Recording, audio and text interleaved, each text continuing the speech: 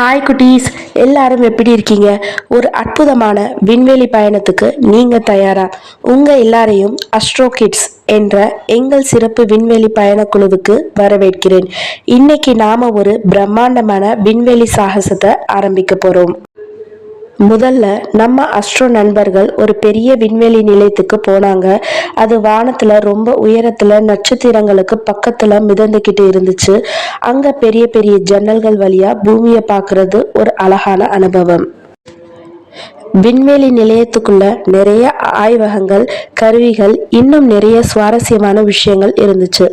அங்கதான் நம்ம நண்பர்கள் அவங்களோட கனவு ராக்கெட்டை உருவாக்க ஆரம்பிச்சாங்க. பெரிய பெரிய பாகங்களை ஒன்னா சேர்த்து ஒவ்வொரு பகுதியையும் ரொம்ப கவனமா பொருத்துனாங்க.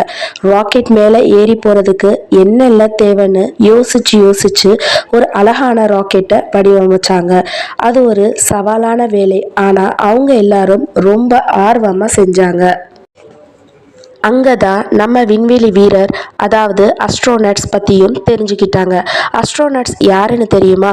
அவங்க தான் விண்வெளிக்கு பயணம் செய்யற தைரியமானவங்க. அவங்க எப்படி தயாராவாங்க, என்ன மாதிரியான பயிற்சிகள் எடுப்பாங்க, விண்வெளியில எப்படி மிதப்பாங்கன்னு நிறைய விஷயங்களை கத்துக்கிட்டாங்க. அப்புறம் விண்வெளி வீரர்கள் போடுற ஷூட் பற்றி தெரிஞ்சுக்கிட்டாங்க. அது சாதாரண உடை இல்லை குழந்தைகளே, அது ஒரு ரொம்பவே முக்கியமான உடை. விண்வெளியில் நமக்கு மூச்சு விட காற்று இருக்காது, அங்கே ரொம்பவுமே குளிராக இருக்கும். அதனால தான் விண்வெளி வீரர்கள் இந்த சிறப்பு ஷூட்டை போட்டுப்பாங்க. இந்த ஷூட் அவங்களுக்கு ஆக்சிஜன் கொடுக்கும், குளிரில் இருந்து பாதுகாக்கும், வெளியில் இருக்கிற பெரிய ஆபத்துகளை இருந்து காப்பாற்றும். நம்ம நண்பர்களும் இந்த ஷூட் எப்படி வேலை செய்துன்னு பார்த்து ரொம்பவே ஆச்சரியப்பட்டாங்க.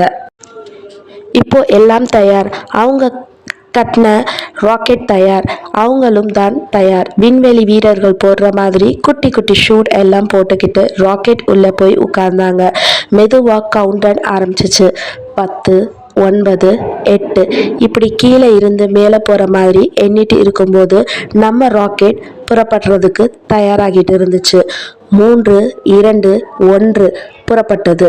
பெரிய சத்தத்தோட ராக்கெட் மெதுவா மேலே எழும்ப ஆரம்பிச்சிச்சு. முதல்ல மெதுவா கிளம்பிட்டு அப்புறம் ரொம்ப வேகமா மேலே போச்சு. பூமியை விட்டு விலகி மேகங்களை எல்லாம் தாண்டி அடர்ந்த நீல வானத்தை கடந்து மெதுவா கருப்பு விண்வெளிக்குள்ள நுழைய ஆரம்பிச்சிச்சு.